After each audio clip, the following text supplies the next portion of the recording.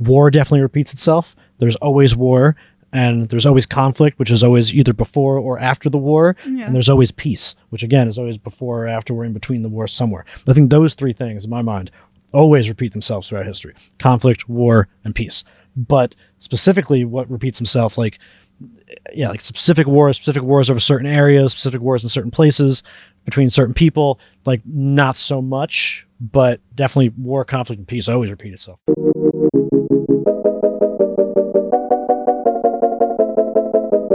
Ladies and gentlemen, you are listening to the Pranzata Podcast. This is your host, Andrea Pranzatelli. This is episode number 96 on my podcast series on YouTube. Woo! We have another guest today. This is Alex O'Gorman.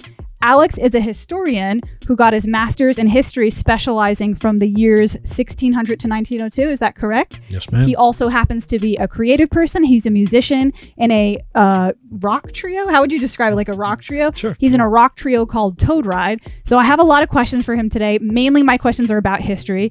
But before we get into it, if you are new to this podcast and you like what you hear today, please don't forget to hit subscribe. It is my mission to grow this channel this year, and your support would be incredibly helpful. Also, before we get into it, I like to throw in philosophical questions or sometimes controversial type questions. So I would, very much be interested to hear what the listeners have to say in response to the questions.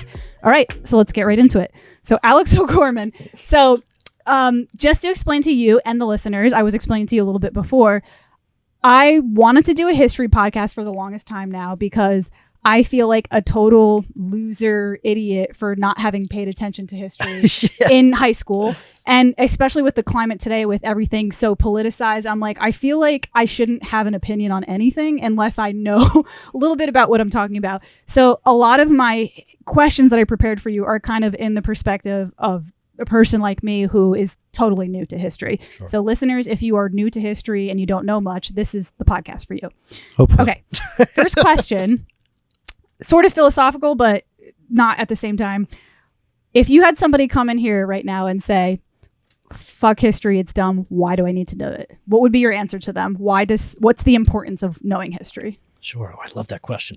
So I think so importance is it's, not to sound, I guess, so I was going to start by saying, not to sound cliche, but everything history has is a cliche. So the thing I would want them to take away from that, and why I don't agree with fuck history, it's dumb, why should I know anything about it, or what you said, is that it all goes back to the land you're standing on. It's like where you are right now has a historical context, there's a purpose around it. There's a background behind every single place we're in, every single place we do, every single area we're doing things in, every single day.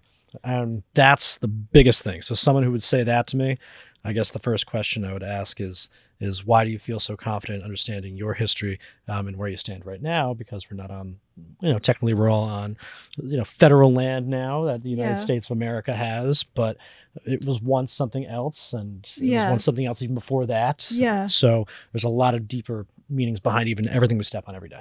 So that's why I wanted to start. It sort of sounds like a cliche, but it really is a thing. It's everywhere you're going, you're on history. Yeah. Like if you're driving on the highway, you're on history. Like the Garden State the Garden State Turnpike, or the New Jersey Turnpike and the Garden State Parkway. Those are both historic landmarks. But they're also highways, and they're just things like that. So in a way, is it fair to say that by understanding the nature of how things change so much throughout the years, it kind of gives you a little bit of insight to recognize how things could change now or are changing now? Sure. Would you say so? Yeah. It gives them a perspective. And guess what? So the question was, is why study history? Like if you had a student, like if you were a history professor and you had a student come in and say, I got to take this class to fucking graduate, but fuck history. Like why? Like, you know what I mean? Like, that's what I was thinking. I was like, wait, you mentioned a fuck in there, right? If you say fuck history, I'm talking about sort of myself when I was 12. But even that kid, it's like, if not understanding history is still sort of telling like yourself to go fuck yourself. Because it's like, you don't really need to understand where you stand in the grand historical schemes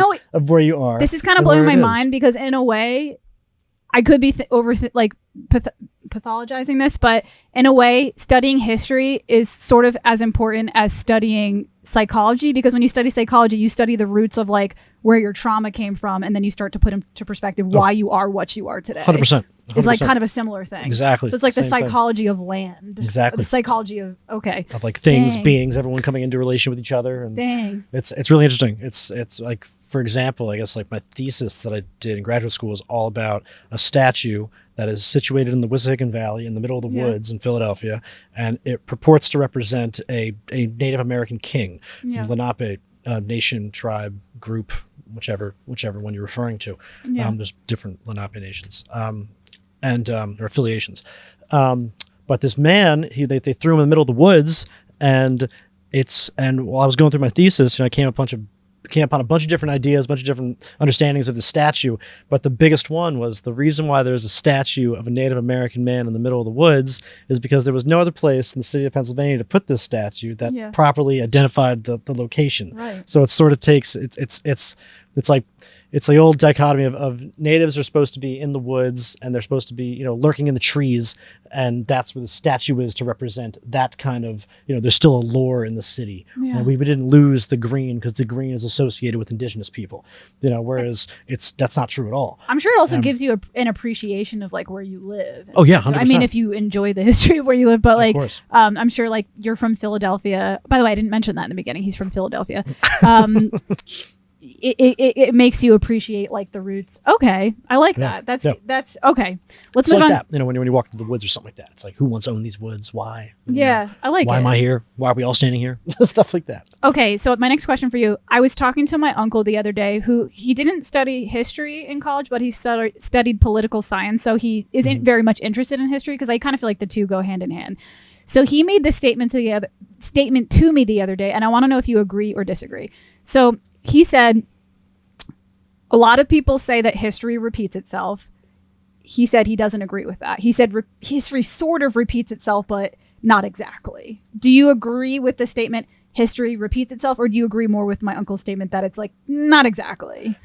In a literal sense, like literally repeating itself, I can understand where your uncle's coming from because they're not the same wars, but there are wars. Yeah. So, I mean, I would sort of put it under like three categories. I'd say like war definitely repeats itself. There's always war, and there's always conflict, which is always either before or after the war. Yeah. And there's always peace, which again is always before or after or in between the war somewhere. I think those three things, in my mind, always repeat themselves throughout history: conflict, war, and peace. But specifically what repeats himself, like specific wars over certain areas, specific wars in certain places, between certain people, like not so much, but definitely war, conflict, and peace always repeat itself. Okay, so it's like the overarching theme of like, there's this element in here that you can't get rid of. You're not going to get...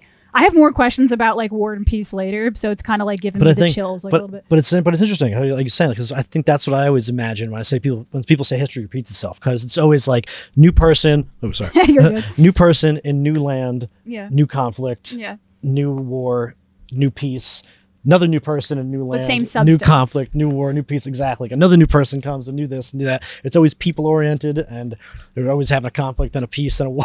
It's always very similar, That makes me feel more comfortable with like the climate of today, because people are always like, it's so fucked up. And I'm like, maybe we're just in the cycle of it. Exactly. Seriously. Like maybe we're in the fucked up cycle. And war could be anything. War doesn't always have to be violent. That's a thing. Like we could be technically whichever side of the political spectrum you're on now. Culture it could be war. It could be a war right now we're in. It's like, who knows? Yeah, exactly. There's a lot of stuff going on. Exactly. So that kind of stuff definitely always repeats itself. There's a conflict, then there's peace, and there's always something else, and it's just a cycle that keeps going on. So in a literal sense, I don't agree. But in a figuratively sense, I guess, yes. Maybe that's what I didn't understand my uncle. Shout out to my uncle if he listens to this. I didn't understand it 100%, but I think now I understand it, like what my uncle was saying. It's not, you can't predict the future, exactly the future based on Hitler. Like you can't exactly. There's no there's no calculation. Like Hitler did this in the 1940s and the 30s, and that was the first thing that happened in Germany in 300 years. So technically we're on a reset. So in 300 more years is going to be another dictator that comes out. It's like not like that. but is there a possibility there could be another dictator who did the same thing that Hitler did?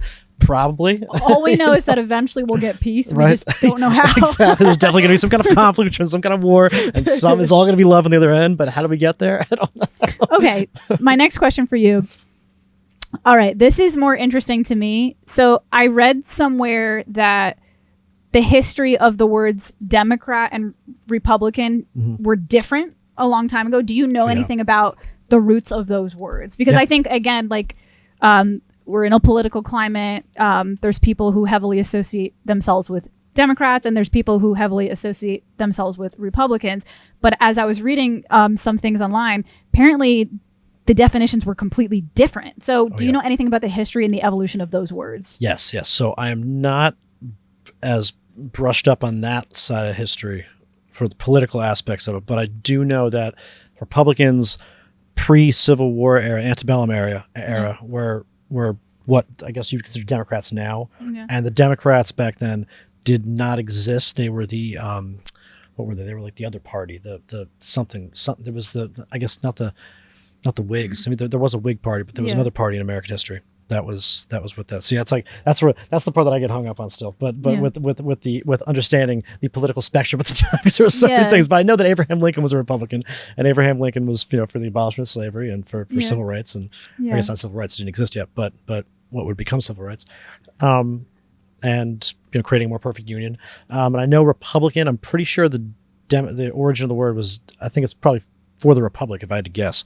And what does that mean? Do you know what the Republic I guess the old would refer to the founding documents and the founding declaration that from 1776. Okay, so I don't want to say the Declaration of Independence. There are many documents and declarations. If that's what the word means, then I would say that Republicans today do relate to that definition, because I feel like a lot of Republicans today are about honoring the original contracts of the United States. Mm-hmm. So that makes a lot of sense. I can see that. Yeah. And it's different. I guess. Yeah, but then when it changed, I think it changed sometime in the early 1900s, and then we had and then I think it's been the same ever since. But I know like Lincoln was a Republican, and it's interesting. He was totally not a Republican we'd have today. Yeah. But, yeah. Wow. Okay. I have a lot of like looking up to do about those types of things as well. Oh my gosh, me too. That's what I'm saying. It's like for expert on history, it's like expert on many things, but there's always holes. You're always learning. You're always learning everything. Never stop becoming a student. Side note, like tangent. These days I've been like kind of a book ADD book whore. Like I'm like I really want to learn about this, and then like something else will pop up. I'm like, hold on, slow down. I need to like pick a book and stick with it. Whatever. I totally agree. That was my problem when I was in graduate school. Kept picking up different topics and going into different things, and I was like, wait a second, I'm losing my track. I have to bring myself back to understand what I was working on, because I'm going 7 different ways. Okay, my next question for you. To a newcomer of history, like I'm saying I am, because it's funny how this like naturally transitioned into this question. If I am overwhelmed with where to start, what would be a good place to start? Like Roman Empire, American history, World War I. Like if I'm like, fuck, there's so much to know. Which book do I pick up first? Because I don't know where to start. So start with theme, and don't worry about time period. So whatever kind of theme interests you, like Native American history, movies are always a good one. If you're into like, if you like Pirates of the Caribbean or something like that, and you're like, oh my gosh, like I want to understand like more about pirates or this or that. Now you have your theme, and then you can just sort of like go to the first, found documents of a pirate and start from there and look things up. I mean, how I did it, I guess I can relate the question to myself. How I got really into the era of, I guess maybe the mid to late 1700s to mid to late 1800s was definitely from Hollywood and from movies like The Revenant and stuff like that, where there's these pioneers and explorers going into the woods, and there was such an imaginative element to that, where these men were just going off into this random world to do whatever the hell they were doing, conquer, do whatever, get resources, bring resources back, take land, anything. And that's just having that creative spark of interest. If I want to know more, one journey leads to the next. Exactly. You're like, fuck, where did they come from? Where did that come from? Exactly. And then you start picking up books about it, and then you start doing other things, and then you can look at the footnotes. So, a lot of people are a lot of history majors, at least. I mean, I can't speak for all of them, but there definitely are some like snobby elitist history people that will tell you that like, don't look at Barnes and Noble. Barnes and Noble doesn't have like good books. But if you go to the history section of Barnes and Noble and you look at any of their sections that they have, and you have any interest, grab the book. Wait, why would they say that? Like, why would because people they think that those writers are not incorrect. They just write for a grander pandering to the greater audience. Exactly. They write for a broad audience, and they don't really like that they're not specialized, and they like the sort of selling out, because there's not a lot of that in history. So when you do have like a superstar historian that's in Barnes and Noble, it's like everyone gets a little jealous and a little insecure about their own work. At least I think. But there's nothing wrong with them, so they're great. So I would start there, look at those guys, and then whatever category you have.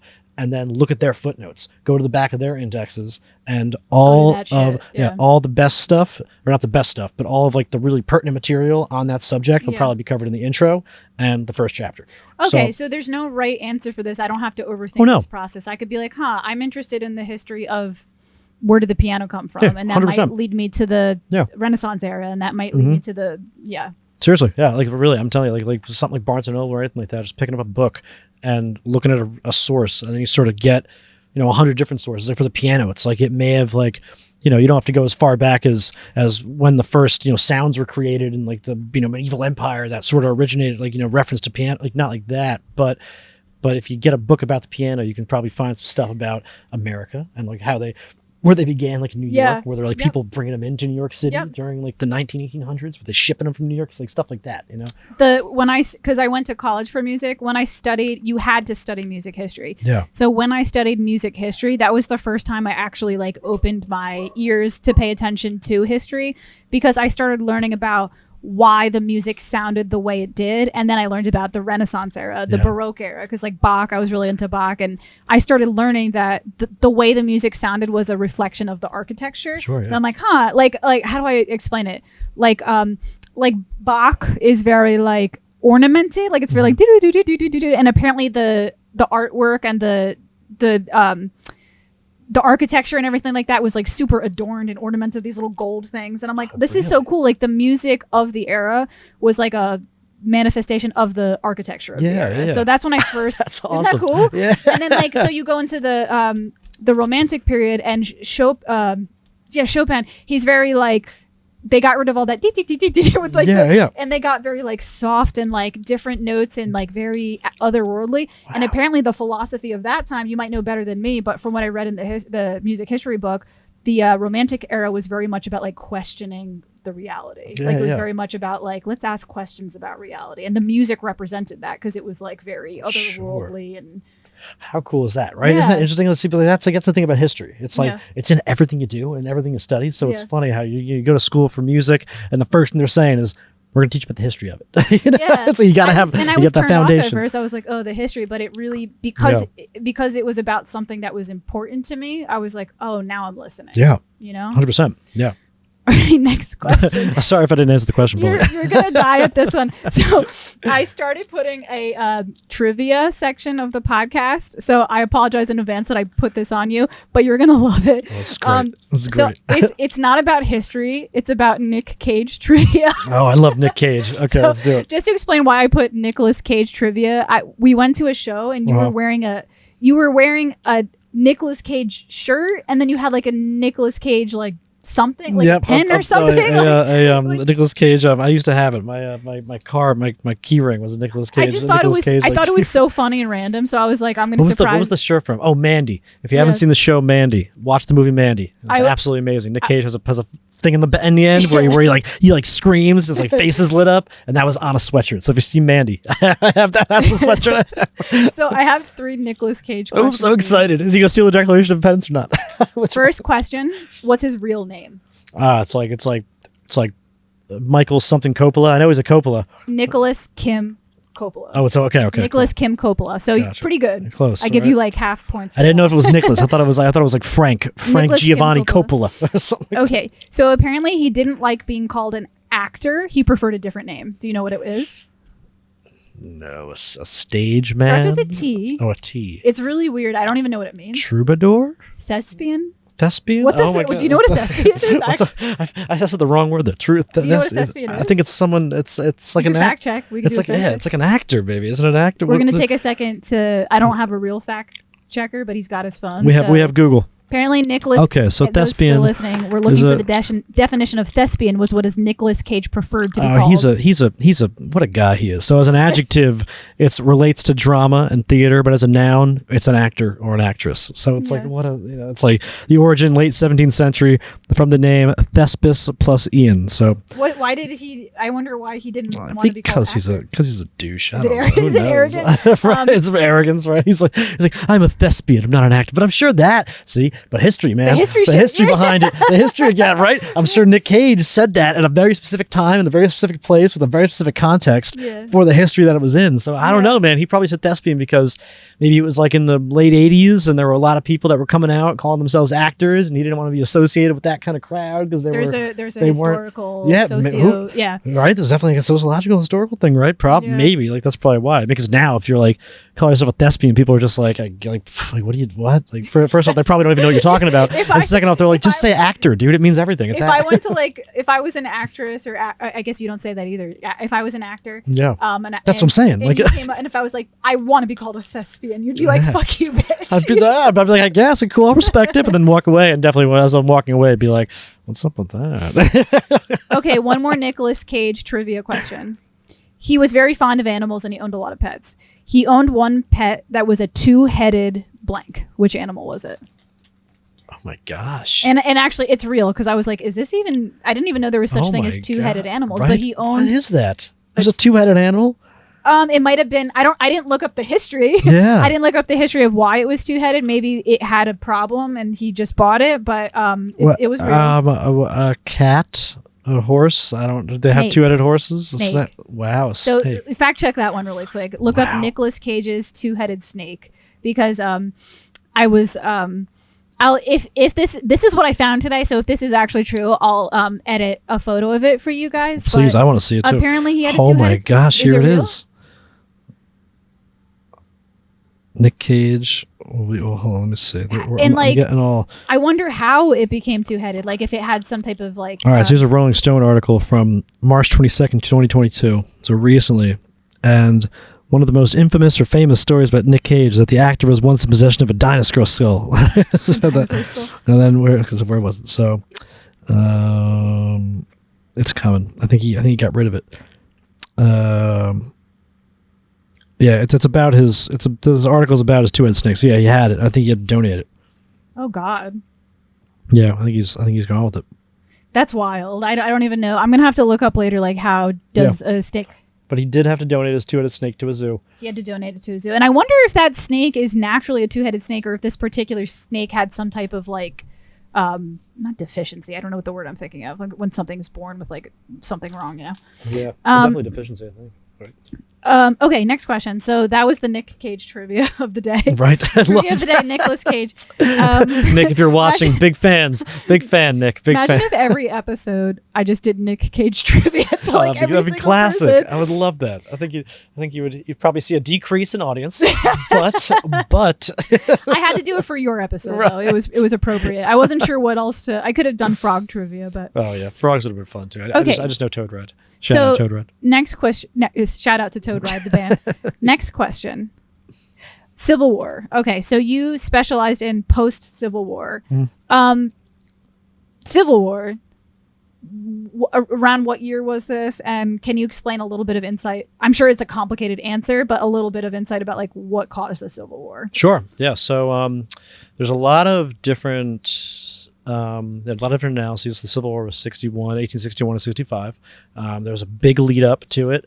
In about the early 1800s, you had the most northern states above Maryland were freeing enslaved people, and they were giving them indentured servitude, and they could work for freedom or just be free and labor on land and work for whatever wages they had with their employers. And in the South, they still maintained the I guess the system of enslavement at the time, or the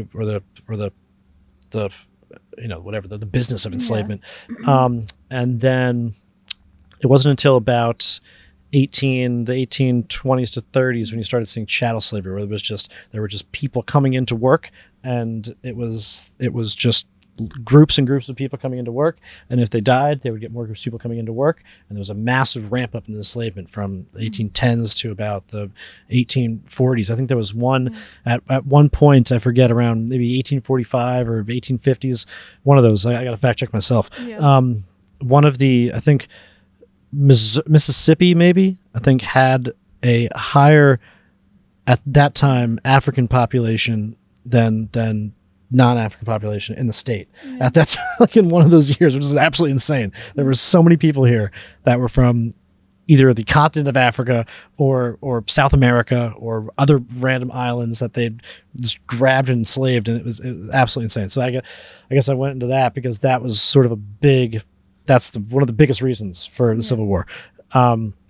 Enslavement and just rights of humans and rights of capital. Because at that point, I guess people in the South, not people in the South, enslaved people in the South were not counted as humans. They were counted as property. So fast forward up to like 1861, things were teetering for a long time, and then in Harper's Ferry, West Virginia, John Brown shot the first shots of the Civil War, as they say, where he held up a military garrison in West Virginia, one of the biggest ones, and Southern Confederates soldiers came and attacked the base, and Northern troops went down there, and thus began the conflict. But it was so what was it? What it was about? It used to be taught states' rights. Everyone said that it was over states' rights. Some states wanted enslavement, some states did not want enslavement, and they could not cohesively get along together to be the 13 states without that, because we were branching out to the west. We were starting to get into what now is the Midwest, Colorado, Nebraska. We're even getting into, as in the people that consider themselves Americans, in the 13 states that were united at the time. And they were going into the Pacific Northwest, and big debates over were these areas going to be slave or free states. And it kept coming up in the Senate, kept coming up in Congress, couldn't get anything passed. And finally, especially with the election of Lincoln as well. I believe it was all the Civil War buffs are gonna hate me because I don't know. I forget the first state that seceded. I believe it was like South Carolina or something. Yeah.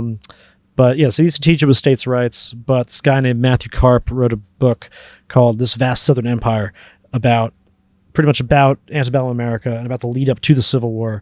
And he argues that it really was about enslavement. It was not about states' rights. It was strictly about the South wanting the world to be immersed in their enterprise of global chattel slavery and global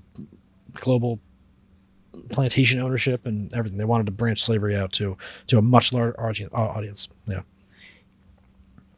Do you think we are currently living in a modern version of a Civil War? Would you say that? Or is that, I'm just like listening to what you said, and I'm like, that does remind me a little bit, not that we're necessarily dealing with slavery, but just like the idea that different states want different things. Like we had the abortion issue in the United States, different states wanted different things. Sure. COVID vaccine, different states wanted different things. Is that like a modern version of a Civil War, or am I just kind of? I mean, it could be, but the war aspect. I mean, I guess the war aspect could be there because we have, I guess, legal battles where I saw, for states, different states. If you're impregnated in a certain state and knocked up, and you go somewhere else to get an abortion, you're gonna get sued by the state you were in, or it doesn't. Yeah. It's not legal. They're not going to give it to you. It's so in a way it could be, but it's not.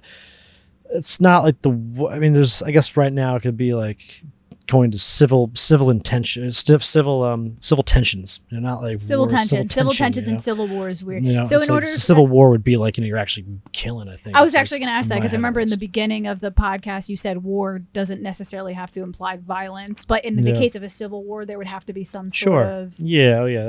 That's, I mean, at least in my opinion, I don't know. I mean, it's because the Civil War is such a. I mean, we did have riots. Remember in 2020 for like Black Lives Matter, we had riots so there could be. But language is so important when talking about stuff like this too, where it's like the Civil War is like a thing. It's the Civil War. That a Civil War. It's like, well, it's overshadowed by the Civil War, so we don't really know a Civil War that doesn't have violence, physical violence. I mean, unless we do, is if there are other. But those are sort of like it's like there was a language war between press releases before the Civil War, you could say, I guess language war. Interesting. Yeah, so of people posting, publishing news articles and stuff that were detesting the Southern enslavement movement or even Northern freedom. So yeah, it was like stuff like that. I mean, that's what I would say. We have to just refine the language of that. So it's like the Civil War could be but it's the Civil War. A Civil War could be many, violent or not. Yeah. Okay. All right. My next question for you. We're getting into more of a philosophical question about history and the nature of things. You touched a little bit about this in the beginning of the podcast, somewhere in a few of your statements, but I want to know more of your opinion on this. And I don't think there's like a right or wrong answer for this. I think it's one of those things. Do you think that war is something that is just a natural phenomena that's going to exist? There's no such, we're not going to have ultimate peace. Like war is part of the human nature. Yeah. No, 100%. I agree. Yes. If he said no right or wrong, but if that was a statement, war is part of the human nature. Yes, I agree. Yeah. It definitely seems to be. I do hear a lot of people saying like, we need to get to a place of like world peace, and while I would love that, like I would Right. love to be in a place of world peace, I know. sometimes I have different thoughts that pop in my head about that. One, that's not possible because it is just like a natural pattern of human beings. But two, sometimes I even go as far as to wonder if there was no, and let's take the word war out of it. Let's just talk about like an individual. Like if there was no conflict in an individual's life, then how would you even know how to weigh out what was like a good day? Yeah. You know what I mean? Like if 100%. everything was good, would good mean anything? Right. 100%. You know, I don't know if I'm agree. making any sense. No, but- no, you definitely are. It's sort of Yeah. like you need the bad to get to the good, stuff like that. You know, it's like you need Yeah. sort of the outcome. I mean, it's a difficult assessment, I guess, of human nature to see if there's to ask if there's will there ever be an era where we don't have war. But I think it's always, especially violence. Like violence is just so in tune with everything we do and everything we see every day that it's you could even argue that like driving a car and cutting someone off is like It's a could be- miniature could be- version of could- violence. yeah, it could be like a small act of violence, depending on what you're doing. I mean, not that it is, but violence is very specific. It has to it's usually physical, but stuff like that. It's like who knows if we had a world of peace, I just now that I'm talking about car, I could see someone like not a single war we're fighting and everyone's really happy, but there's still going to be some dude or person. I just assume it's a man. if you cut him off, they may like stop the car and get out of the car and be like, "Hey, screw you, buddy!" Wave a gun in your face, and it's like, "All right, now we have a fucking war." Me versus that guy, but my car versus his car. That's a war. When having this perspective of like an understanding that this is a natural part of human nature, does that allow you to kind of give forgiveness to people, or do you have like fuck that at like specifically? Yeah. specifically, yeah. Are you kind of like, that guy's an asshole, but it's part of human nature? Or are you fuck that asshole? Oh yeah, no, definitely fuck that, because it's like I wouldn't say it to someone's face because it's just not. You just have to maintain the peace regardless. But anger is it's like about how you're feeling all the time. So if you're angry all the time, or if you're not getting things done, or if you're mad at yourself, you're going to project that onto somebody else. It's like psychology stuff, I guess. I don't really know what I'm talking about. A lot of parallels between history and psychology. Yeah. Interesting. Yeah. So I think maybe people are just insecure where they stand in the world, and they want to get, I'm thinking historically now, like battles that were fought, they were insecure of their stance, and wanted to solidify where they stood,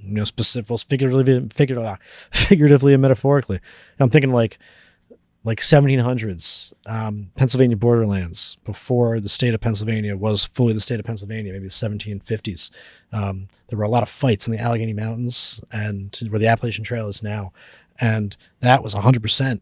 There were white settlers on one side who were insecure, literally and physically, about where they stood, again, physically and literally, metaphorically, in the world and on that land at that one time, because they didn't know if they owned it, they didn't know if this native person owned it, and that caused a lot of tension. So then you had indigenous people coming back to their land that these white people thought they were on and they owned, and then they, tension, war fought, violence, everything.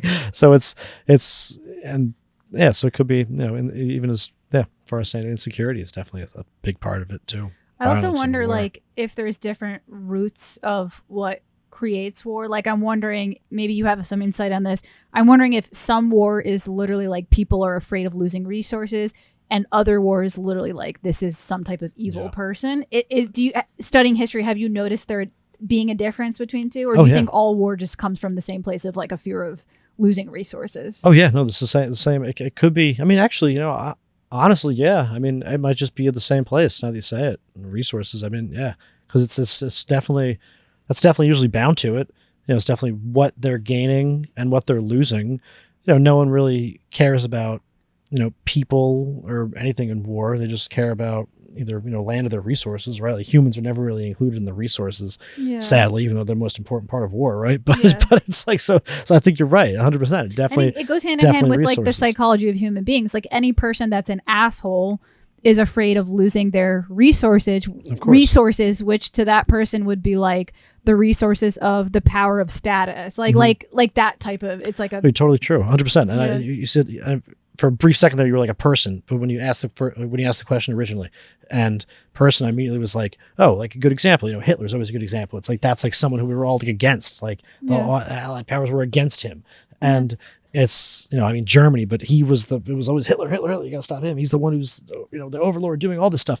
And even for him, it's like what he did to the Jewish population and stuff. He was scared about losing his resources. It's like, again, I wonder if the same thing going on with like Russia and the Ukraine. Probably they're just like, scared of losing land. I mean, right. They want that part of Ukraine. I mean, again, I'm not versed in. I'm a sloppy historian, everybody. I apologize. I think you're good. But it's it's always bound to resources, 100%, which is crazy. Just thinking about that. Yeah. Oh my gosh. Right. Like it's always resources. People never are included. Yeah. Okay. My next question for you, another challenging question, possibly with no answer, but I like to explore this question. And I feel like a lot of historians also like to explore this answer. Speaking of these quote unquote evil dictators, in your studies of, studying history, have you come up with some sort of definition of what is evil? Mm-hmm. And there's no right or wrong answer to this, but I'm just sort of curious your take on that. Like, how would you personally put the word evil in your own words? Yeah, evil. Again, probably like someone like Hitler, that whole organization that was evil. They had an industry based on slaying people, killing people. Like that was evil. That's like the most evil you can probably get. And honestly, I mean that's probably. Now that we're on this train talking about him again, it's like that's probably to me. That's what I would define as evil. The challenge I have defining evil is when I go down like a rabbit hole of like trying to figure out why somebody does something. If it ever reaches a point where they thought it was the right thing to do for their people, that's where I kind of like get confused. Right, like when people do evil acts, but at the root of it is they actually think they're doing something good for society or good for their culture or something like that. Sure. Yeah. No, I mean? I like kill this man to save the greater population. There's like different questions there. So I guess like that's where I've always like reached a point where I'm like reached a wall where I'm like, wait a second, like how could I really put a definition on evil? I mean, evil to me, it's like, especially we're sorry to cut you off, but it's like wars. Like it's again, I'm thinking about like Pennsylvania borderlands in the 1750s. There were many parties on both sides, the indigenous side, many different groups, western of Pennsylvania, even eastern Pennsylvania that wanted to have a unified area. They wanted to live cohabitably with these people that were coming over, these new people, whatever colored skin they were. They weren't indigenous, but whatever the non-indigenous folks, whoever they were, they wanted to have some kind of semblance of peace with them. Dating even back to William Penn's 1681 whole peace treaty, and it's even then both people on both sides, there were disagreements, there were fights, there was a lot of violence. The 1750s, definitely look up the 1750s borderlands Pennsylvania history if you want. That's probably one of the most bloodiest era of probably the 1700s or Pennsylvania's history in general. I mean, definitely Pennsylvania. I mean, I don't know. Gettysburg was there in Civil War, but Pennsylvania's a pretty bloody state. But the borderlands in the 1700s, 1750s were pretty bad. 1750s to 1760s. I guess 54 to like 63 exactly. But even on that side, there were people that wanted different resources, wanted different things. They had conflicts. They fought. It was very bloody. It was very violent. But I don't think I would label anybody on either side evil. There was nobody who really just had no discretion for human life and just wanted like that. Like evil to me, again, like is definitely like some kind of Nazi Germany thing. That's evil. That is like the most evil you can get. Everyone, if you're an indigenous person fighting in 1755 and you're just some yeoman farmer fighting in 1755 and you both are fighting against each other because you want their land or they want your land or there's some kind of resource battle or something, no one's evil. But if you're Nazi Germany, putting people in a line, I was gonna say, and lining them up to go to die, like that's evil. That is, it doesn't get any worse than that. There's definitely, to me, there's an element of evil. Like, and again, this is all situational. Like, let's say hypothetically, there was a group of people that said we have to kill this group of people for the betterment. Whatever reason they thought in their hearts it was the right idea, right? If that's the case, but then you add this additional element of like watching the people suffer, that's where to me it gets evil. Yeah, I mean, even you could say like, I can't believe I'm missing the biggest glaring one. The American government with the Indian removal. They just it's just indigenous removal. They came in and they just everybody, and that's evil as well. I mean, I guess that would be evil as well. There are definitely things, but that wasn't like. Yeah, because they didn't But just like kill them; they like raped. They destroyed them. Everything, Yeah. raped everything, murdered everything. Right? There's plenty of stories of just exactly no discretion for human life. So I guess So as I was talking about Nazi Germany, I guess the United States of America, also another institution that was very, very, very evil.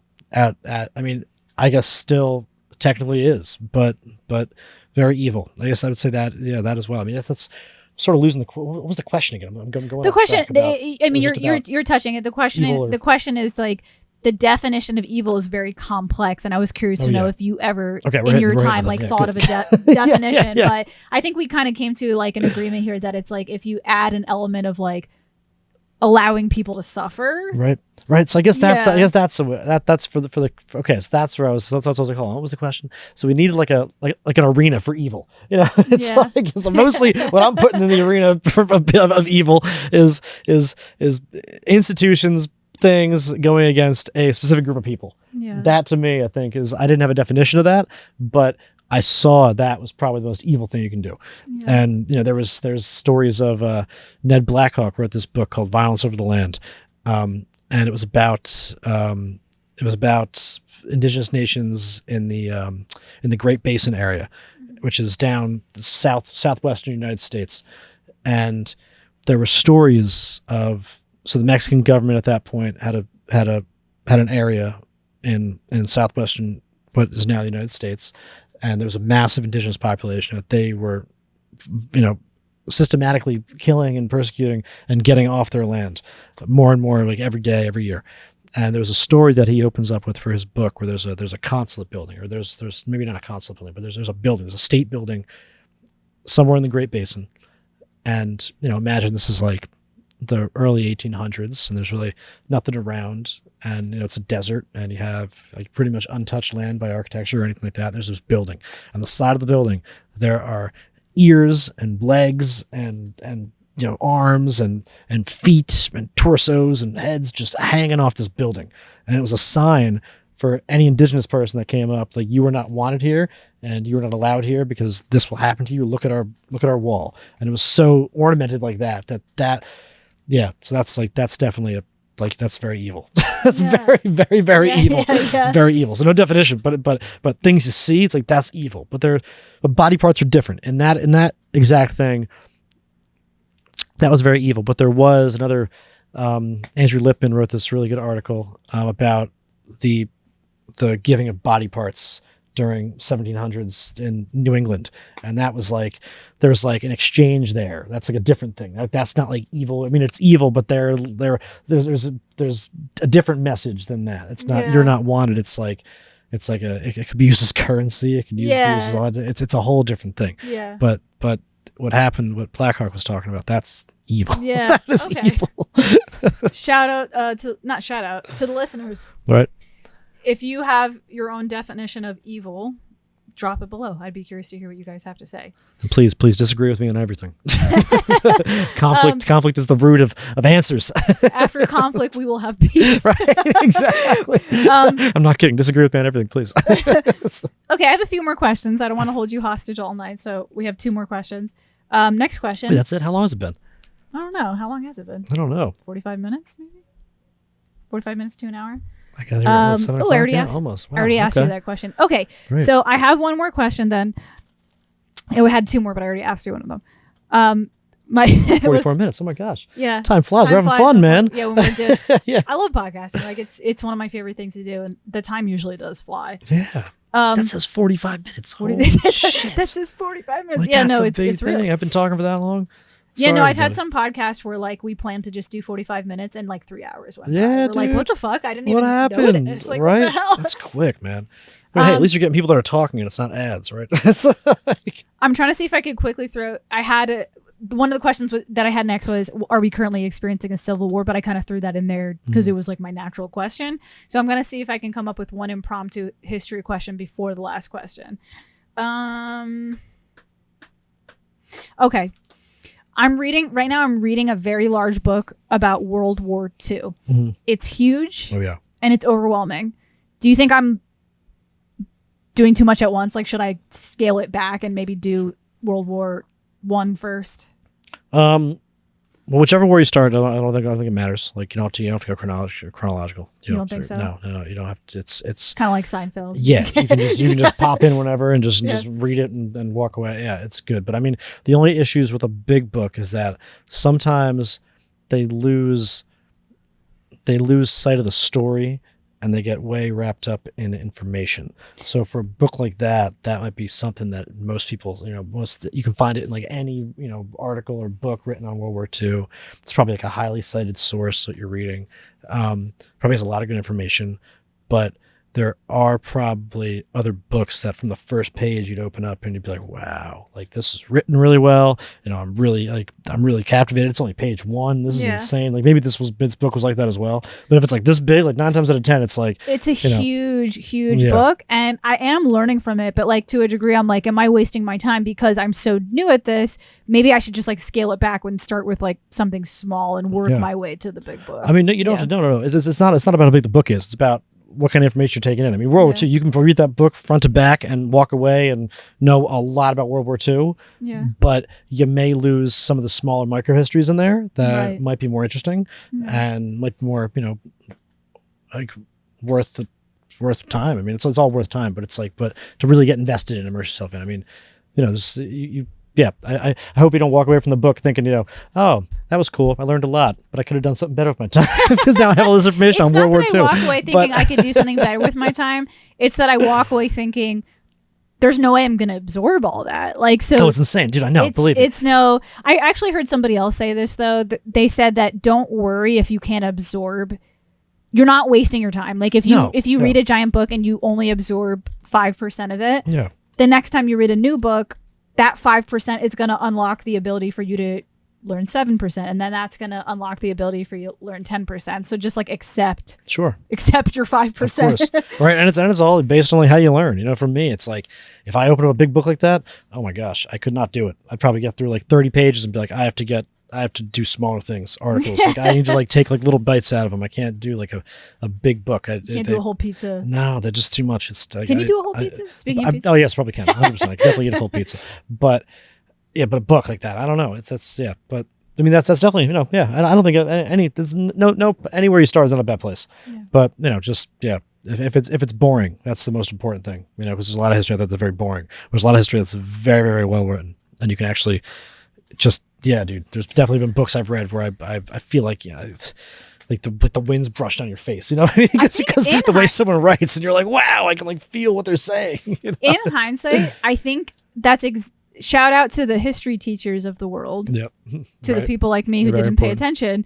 I think me neither. Actually, to a degree, that's why I didn't pay attention to history, because I felt like in other classes, it was very much interactive with the teacher. It was very much like, especially in like literature, they'd be like, okay, this book, this is the theme about this.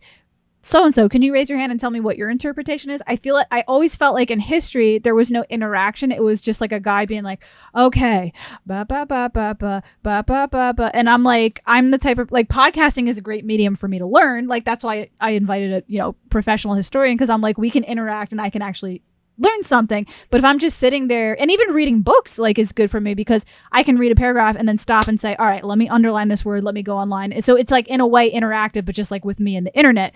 But like that was one of my big things with history in school, is like they don't stop and interact with the audience. Like they just won't shut the fuck up. Yeah, no, it's tough. It's tough. I mean, high school, again, like shout out to all high school history teachers. We need you out there. You're the lifeblood for the organization that runs, but of history.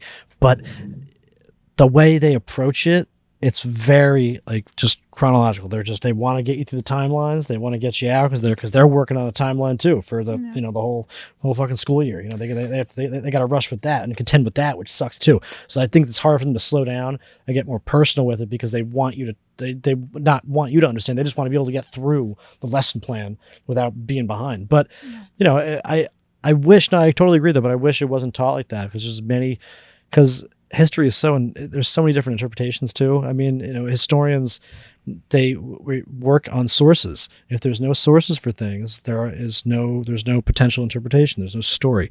And sometimes there are 50 sources on one thing, and you got to sort of put them all together and make your own interpretation of them. It happens all the time. Like again, the thesis, what I wrote on, the subject of my thesis is T.D. Eskung, Lenape orator and soldier and spokesperson for his people, and from 1755, 54 to about 1763 when he was murdered. He was burned alive in his freaking cabin in Susquehanna Valley, Pennsylvania. But he was murdered by settlers who wanted his land. But that guy, he spoke at the Treaty of Easton in 1756, and it was in Easton, Pennsylvania. And one of my favorite historians, James Merrill, he wrote an article called Revisiting T.D. Eskung's 1756 Treaty of Easton speeches. And he begins it by offering 7 different accounts of one event of one part of what he spoke at that conference, and they all had different things. It was like, the first guy was like, what did T.D. Eskung actually say during April 26th or during the 5 days or 4 days for the treaty, because it took place over a couple of days in Easton in 1756, and he had like a bunch of different accounts. It's so insane to see that 7 different accounts were written down. There were 7 different interpretations while it was happening, with 7 different agendas. Some wanted to bring this back to the king. Some wanted to bring it back to somebody to write it, to do a paper story on it. 1756, by the way. Someone wanted to write it for just the the good of the world. Ben Franklin was there, who apparently took notes for his autobiography or something like that. Things like that. Now, there are 7 different events in this one day. Yet, a history, I guess what I'm trying to bring it back to, a history teacher would just teach it as, this was an event, and he spoke at this event, and now we're moving on. Because I just want you to know the name, I want you to know the date, and I want you to know the relevance of it, and we're moving on. It's not so much about the story, the actual story of the history. You don't really get into the depth of what was going on and try to paint a picture of the actual scene. It's more just here's the name, which sucks, which is why history is so boring. But it's when you really get because even for me, I did not do well in high school at all. I almost failed out of high school. I had no motivation to do anything. I got very bad grades. I did very poorly. Just didn't care, right? I know, man. I didn't see a need for it in my life at that point. And I remember history, if I could speak to myself at age 18 and be growing up, you'll have a master's in history and you'll be a historian, you're working for a company, you're going to do whatever you're going to do, I would be shut up. You're totally wrong. That's not true, because history is boring as shit. but once you get to the micro histories of that, I was just saying, when you look past the date and the event and the timeline for it and look at the story behind it, it gets really fucking cool. The T.D. Eskung thing, that was blew my mind to see that there were 7 different interpretations of what 7 different people wrote down 7 different things in pretty much the same moment. And they all walked away with different agendas, different things. So what's the right source? What are we writing about? So that's why it was Merrill's approach should just pretty much say, we don't know. We might not be able to ever know, but here's just what it is. So history, that's a very interesting thing too. It's very interpretive. It's very imaginative. You always have to, I think there's a historian named Daniel Richter, and his big thing is imagination is always great to have for a historian in their back pocket, because you need that to put the story together, because you can see who's speaking, or you can read who's speaking to somebody, but what's the context? Where were they? What rooms were they in? What were the rooms built out of? Did it smell like shit? Stuff like that. You know what I mean? It's next time you read history, any of the listeners are out there, 1700s or 1800s, try to imagine what it smelled like. Because this was before public restrooms. These were before systems. Yeah. Just try to remember just imagine what it smelled like. Imagine being before, this is public showers. No one showered. Imagine 1756 in that fucking Easton room in the middle of January. Yeah. What did that smell like? Yeah. It's do people smell good? Yeah. Were people well bathed? Did someone just take a shit outside? Were they peeing on the wall next to this fucking build? And also because I'm a female, I can't help but ask, right? What about the women? Exactly. What happened? Shove a corn up there? Right. And there were definitely transgender folks and people like that with different things. What about dude? It's wild, man. It's that's the stuff that freaks me out with history. Every time. Freaky piece of history that I learned somewhere. Someone's gonna have to fact check me on exactly which part of history this was, but at some point in history, I don't know if it was the 1700s, the 1800s, the early 1900s, I don't know which one it was, but there was one point in history where if there was a popular guy in town that was hooking up with all the ladies would actually he's hooking up with all the ladies. The ladies would actually be proud if they caught an STD. Oh my gosh! Really? It was because I'm sure back then they didn't really have cures for things, or they didn't know how to deal with these types of things. So apparently, if there was a really prestigious man in town and the woman like would catch the syphilis or whatever, like they would be like, I got it, like I got to hook up with him, and I have a trophy. Like that's amazing. That's amazing. I don't look at old Robert Clay over there. He's running around. Look at all these women. All these women got syphilis. They all have syphilis I now know because for of a Robert fact Clay. that this was a real thing. I just can't remember which year it was. Like I can't remember which era it was. Definitely but the 1700s or 1800s. it was something like that. It definitely dirty. wasn't the 1900s, but it was like disgusting. the 17 or 1800s, and like the women were like, I got it. Like I got a chance to sleep with, the great so and so, and I caught his syphilis or whatever. Oh my gosh. That's amazing. We need to bring that back. Right? We need to bring the syphilis back, right? Did you hook up with her? I got the syphilis, man. Did you get syphilis too? Yeah, right on, brother. We did it. We did. We got the syphilis together, man. It's like, what the hell, right? But seriously, think about the smells, man. The smells, the sexual diseases going around, like all that kind of, like, what the fuck, right? Like, what a wild world it was. That's like another thing. I was talking to somebody recently about the 1700s, and this guy was like, a friend of mine was like, why do you like that era of history? And I was like, well, because it was just absolutely insane. There were no laws. There's no laws bounding anybody to anything, binding anybody to a damn thing. You go out there, you kill some people, you come back, and you're like judged by your peers, and most of the time you're innocent, and you walk away. It's not like it was absolutely insane. People were exploring different parts of the world without, like, people didn't know they were doing it. You could just build a boat and go fucking sail. Like, it was absolutely crazy. Like, it's, I don't know, history gets, there's a lot of room and freedom to do a lot of different things. I don't think the population's aware. I wonder you say that how like lawless of a world it was in the 16, 17, and 1800s. I wonder if like in the future there's going to be another generation of people that look back at us and say they were crazy. Like, I don't think so. I think we're all screwed. No, I think there's so much money involved with everything that's like what's going to keep, like, that's what keeps like the law. There's like too much at stake.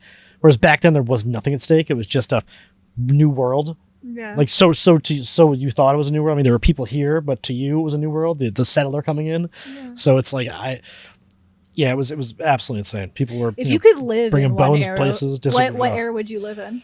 I don't know. Would you live in that stinky era? I probably would. Probably the 18. I mean, actually, but then again, no. I think about this a lot because it would. I honestly, if there was an era to live in, I'd probably want to be in the 1950s or 1960s, but live in like New York, or not like New York City, probably New York City in like the 1950s and 60s. It's like sort of progressive.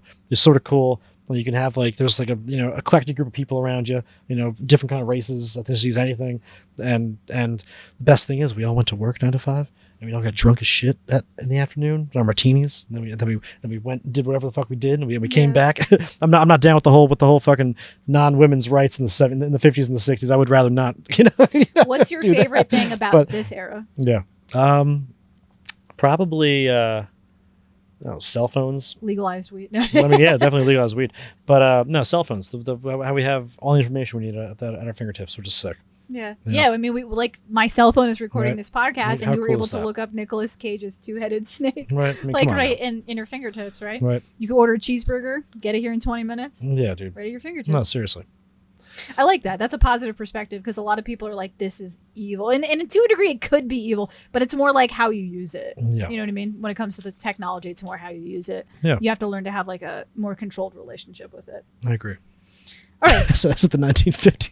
That was a horrible era for women specifically. Shout out to all the ladies. As a man, maybe it was good. You are respected. I apologize. Is that the 50s? Is that the era where like the woman? Oh, the cookie cutter shit, where they're fucking making a pie, putting it in the windowsill, and the man's working, and they come home. But at the same time, that's such bullshit. There's a stand-up comedian who does a great bit about this. It's Ali Wong. Do you know how? Oh, I love Ali Wong. Yeah, she does a bit about how like, which one of you women fucking ruined it for the rest of us. She's like, don't. She was like, don't tell them that we know how to work. She's like, tell them that we're stupid. We don't know how to work, so we can get paid to just sit at home and take a shit in your own toilet. Like she was like she goes on about this like whole bit about how like feminists ruined like this great deal, like you know. But not that I agree with that statement. I just think it's like a really funny bit, you know. No, I agree. Right. I'm talking the era, but minus the blatant, prejudice against women work. Yeah. Obviously. All right. My last question for you, my final question of the evening, Yes. is not about history. It's about you. Yes. I've asked this question to a lot of my guests, so I wanted to throw this to you. If you could give your younger self advice, what's something you would tell your younger self that you know now that you wish you knew then? It's tough. I'm a big believer in, like, everything you really did sort of sets you up. I mean, actually, I don't know, just not, I don't know. I think I would tell myself to listen more and slow down, and find something that interests you. I mean, I ended up doing that, but it's I probably would say that. No really like life lessons. I think I'm definitely still learning a lot. So I'd rather, I'd love to ask myself that question in like 10 years. Like, what would you tell, like, 10 years from now, you can look back at this video and be like, oh shit, you should have known that, you asshole. Seriously. It's like, right, he's talking about the 1950s and he loves But it's I like the one listen though, because that's something I've learned over the years is that I used to talk over people. So sorry if I did it today. No. It's way better than it used to be. I have a chronic problem with that as well, but it's like, it's a funny thing. It's not like, not disrespectful at all. It's just, we have so excited to have so many things to talk about that it's like, you're talking to someone, you're like, oh wait, and we did that too. And you start I think yelling you and I someone. didn't annoy each other because we both did it to each other. Probably. Like, so we were just, but I've noticed I've had a habit of like, the reason I do it is because I'm afraid I'm going to lose the thought. Oh, 100%. So I'm like, I got to get this now. I don't agree. and then I cut people off. But like, I've learned over the years that it ticks people off. So God, yes. I'm like, shit. It depends on the person you're with, right? Yeah. Seriously, if you're like podcasting with somebody and they want their time and you ask them, they have a very thought out response, and you're cutting into their time. They're like, I can't help it sometimes. Excuse me. Right? No, me too. I promise. Any other life lessons, or you think that's about it? I think just listen, because I didn't listen a lot. I thought I listened, but looking back on it, I just did what I wanted to do. Like, how I wanted to do it. You mean listen in the sense of like listen to advice? Is that yeah, what you mean? listen to advice, but listen to anything. Just listen. Like, I don't think I listened. I think I just did what I did. I think I had my blinders on to everything. I think I just lived how I wanted to live, and my late teens, early 20s. Wasn't until like my mid 20s that I actually, found something that interests me and something that I could, see myself doing. After going to school and stuff, but I think listening, but not really to advice, because there was some advice that I got that was good, some that I got that was bad. Not all advice is good to listen to. Right, seriously, but I don't even think I listened to all of it. I didn't listen to any of it. It's a bunch of people shouting at me, and I just did what I wanted to do. But once I settled down and started listening to either advice from people around me or advice from colleagues or people that I respect or anything like that, it's. Okay. I like that. Yeah. All right. So we're going to end the podcast on a good note there. So again, this is the Pranzata Podcast, episode number 96. Just a reminder to the listeners, if you enjoyed what you heard today, please don't forget to hit subscribe to help me grow this channel. Also, please leave your comments below in the comment section to, bounce back some ideas from anything we talked about. I want this to be an interactive experience with the guests. I don't want this just to be like, hey, everybody look at me and listen to me. Like, I want this to be an interactive experience with everybody listening as well. So all that, do you want to let them know like where they could follow your Toadride band or anything like that? Is there any, do a little plug here for them to follow you? Sure. Yeah. So Toadride, we have an Instagram. This is just Toadride, and then all one word, all lowercase. No one had the word. No one took it yet. No one took it. We had Toadride, so we actually have Toadride on the gram. Man, we're good. Very unique. And we have a band camp. I think it's just Toadride at Bandcamp. We'll have stuff on Spotify soon. If anybody needs to contact me about historical stuff, I'm on Instagram. It's you can find me on Toadride's Instagram, and then I have like a LinkedIn. You can just look at my name. But yeah, that's it. That's it. Toadride. I'm gonna drop the link to the Toadride Instagram below if you guys want to check his music out. If you're in the Philly area and you want to check out some Toadride stuff, maybe if you're a fan and you find him, you can ask him a history question in person. And that's it. Pranzata Podcast, episode number 96. Have a great night, guys. Bye.